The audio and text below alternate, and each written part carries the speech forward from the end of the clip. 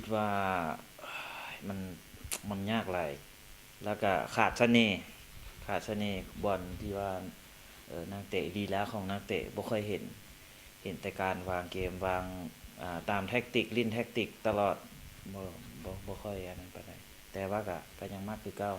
แต่ก็ยังน่าเบิ่งคือเก่าแหละแต่ถ้าให้เทียบระหว่างบาทยูโรกับบาทโคปาอเมริกาต้องคิดว่าตัวใดสิมันกว่ากันอ่าความมันเหรอความมันยังมันคนละแบบมันคนละแบบบ้านยุโรปนี่ก็มันไปแบบหนึงบ้านโคปากับมันไปแบบหนึงแล้วก็ที่เทียบกันอีดีมันก็สำหรับปีนี้ก็แม่นสิให้ไปทางสำหรับตัวเองนี่สิให้ไปทางอ่าโคปาเพราะว่าโคปานี่